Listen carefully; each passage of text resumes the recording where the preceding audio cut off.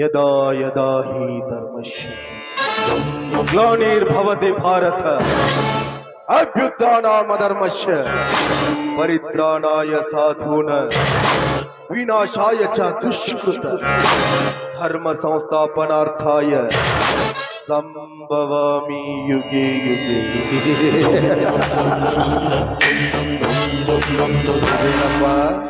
ಖಳನಾಯಕನ ಬಾಯಲ್ಲಿ ಸಂಸ್ಕೃತದ ಶ್ಲೋಕ ಬರ್ತಾ ಇದೆ ಅಂತ ಆಶ್ಚರ್ಯ ಪಡ್ತಾ ಇದೆ. ಇದರ ಅರ್ಥ ಏನ್ ಗೊತ್ತಾ? ಜಗದಲ್ಲಿ ಅನ್ಯಾಯದ ಅಟ್ಟಹಾಸ ಹೆಚ್ಚಾದಾಗ, ಅಧರ್ಮ ತಾಂಡವಾಡುತ್ತಿರುವಾಗ, ನಮ್ಮಂತ ಕಾಳಧನಿಕರ ದಬ್ಬಾಳಿಕೆ ಹೆಚ್ಚಾದಾಗ ಅದನ್ನ ಮಟ್ಟ ಹಾಕಲಿಕ್ಕೆ ದೇವರು ಯಾವುದಾದರೊಂದು ರೂಪದಲ್ಲಿ ಹುಟ್ಟಿ ಬರ್ತಾನಂತ. ಆದ್ರೆ ಇದು ಕಲಿಯುಗ. ತಲೆ ಇರೋರ ಕಲಿಯುಗ, ತಲೆ ತೆಗಿಯೋರ ಕಲಿಯುಗ, ತಲೆ ಒಡೆಯೋರ ಕಲಿಯುಗ ಅಂದಾಗ ದೇವ್ರು ಹುಟ್ಟೋದಂದ್ರೇನು? ನಮ್ಮಂತ ಖಳನಾಯಕರನ್ನ ಮಟ್ಟ ಹಾಕೋದು ಸಾಧ್ಯವೇ ಇಲ್ಲ. 5 ವರ್ಷಕ್ಕೊಮ್ಮೆ ಚುನಾವಣೆ ಬಂದ್ರೆ ಸಾಕು, ನಿಮ್ ಮನೆ ಮುಂದೆ ನಿಂತು ಭವತಿ ಭಿಕ್ಷಾಂದಿ ಅಂತ ಭಿಕ್ಷೆ ಬೇಡ್ತೀವಿ. ಇದ್ರ ಅರ್ಥ ತಿನ್ನಾಕ ಕೂಳಿಲ್ಲ ಅಂತಲ್ಲ. ನೀವು ನೀಡೋ ಒಂದೇ ಬಣ್ಣ ಬಣ್ಣದ ಮಾತು ಹೇಳ್ತೇವೆ, ಇಲ್ಲ ಸಲ್ಲದ ಕಥೆಗಳನ್ನ ಕಟ್ತೇವೆ.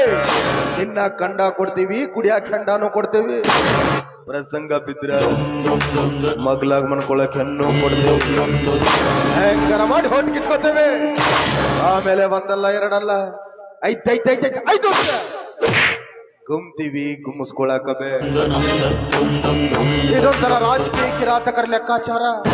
ನಿಮಗ ಅರ್ಥ ಆಗಲ್ಲ. ಅರ್ಥ ಆದ್ರೂ ಪಕ್ಕದಲ್ಲಿರೋನಿಗೆ ಹೇಳಲ್ಲ. ಹೇಳಿದ್ರು ತಿಳ್ಕೊಳ್ಳೋ ವ್ಯವಧಾನ ಅವನಿಗಿರಲ್ಲ. ಯಾಕಂದ್ರೆ ಎಲ್ಲಾರು ಬ್ಯೂಸಿ. ನಮಗ್ ತೊಳ್ಕೊಳಕ್ ಸೌಡಿಲ್ಲ, ಏನು ಊರ್ದಲ್ಲಿ ತೊಳಿನ್ರಿಪ್ಪ ಅಣ್ಣವ್ರು. ನೀವು ಬದಲಾಗಲ್ಲ. ಬದಲಾಗಕ್ಕೆ ನಮ್ಮಂತವ್ರು ಬಿಡಂಗಿಲ್ಲ.